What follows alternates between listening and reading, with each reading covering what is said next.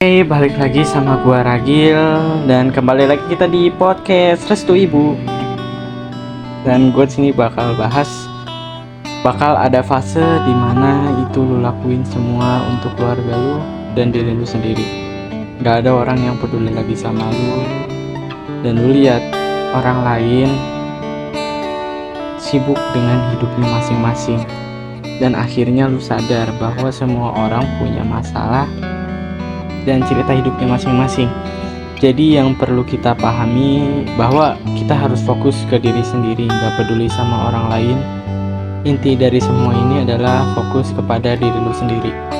Orang lain gak bakal peduli seberapa capeknya lu, orang lain gak bakal peduli lu lagi senang atau sedih. Dan ketika lu lagi dihadapi masalah,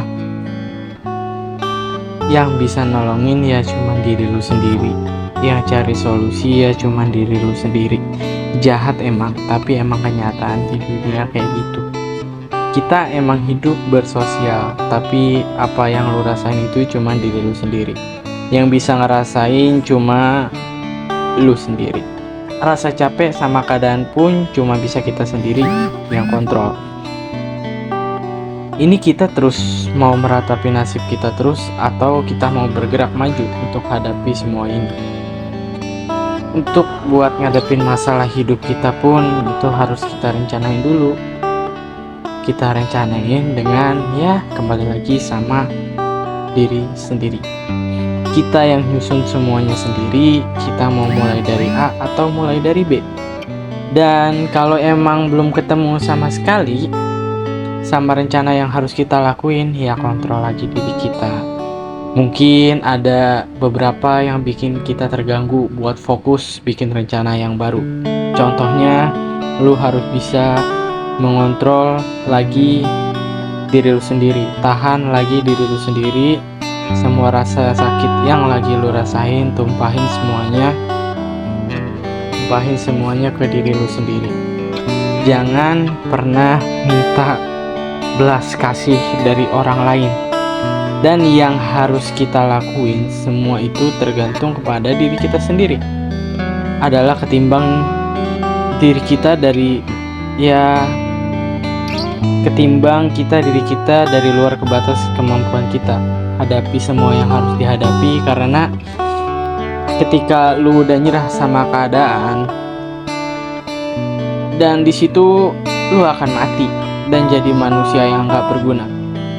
Seenggak berguna-gunanya manusia adalah manusia yang gak berguna untuk dirinya sendiri, atau bisa jadi gak berguna untuk keluarga lu. Dan yang mau gue bilangin adalah tahan rasa emosi kita, tahan semua sedih kita. Kita tingkatin lagi sabar kita, paksa otak kita buat ngadepin semua ini. Dan semua yang gue bilang tadi akan percuma kalau gak dilakuin sama diri lu sendiri. Jadi semuanya itu tergantung kepada diri lu masing-masing, mau berubah atau enggak. Atau jangan sampai lu cuma minta kasihanin gua dong. Jangan sampai kayak gitu. Jangan sampai lu minta belas kasih lah dari orang lain. Jangan sampai lu menderita karena diri lu sendiri.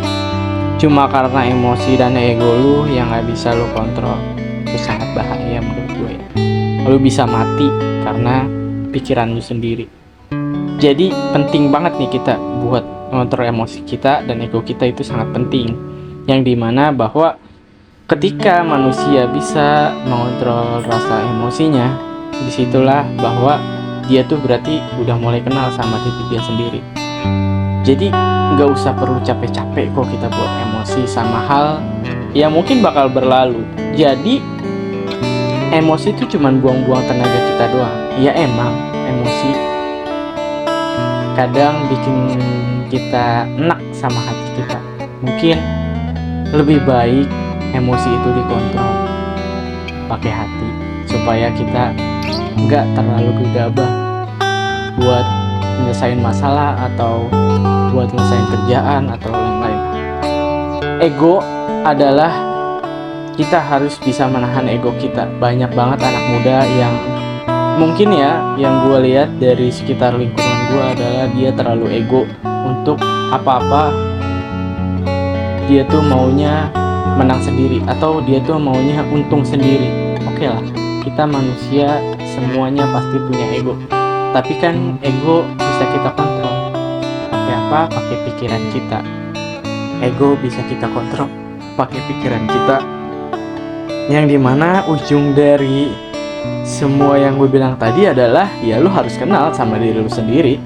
Lu nggak bisa ngontrol emosi lu, ngontrol ego lu kalau lu nggak tahu nih diri itu sebenarnya siapa. Jangan-jangan lu pun belum kenal sama diri lu sendiri sampai sekarang. Jadi saran gue adalah ketika lu udah jauh dari diri lu sendiri adalah coba ajak ngobrol diri lu sendiri bahwa ini tuh siapa sih sebenarnya? Gua tuh siapa sih sebenarnya? Coba lu tanya, obrolin. Cara yang paling ampuh untuk obrolin sama diri sendiri adalah coba lu jauh-jauhin HP lu, jauh-jauhin dari sosmed, dari lingkungan. Coba lu sendiri di ruangan dan coba lu mulai berpikir pelan-pelan, mulai merenungi bahwa kita nih siapa ya? Gua nih siapa ya? Gua nih harus kemana ya? Tujuan gua nih apa ya? Coba deh, pelan-pelan itu harus kita latih supaya kita bisa lebih kenal lagi sama diri kita sendiri.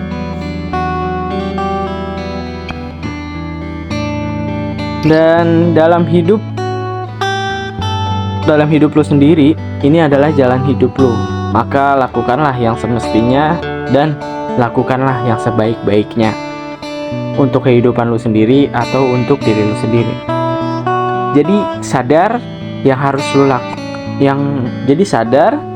harus lu kendalikan adalah ya diri lu sendiri.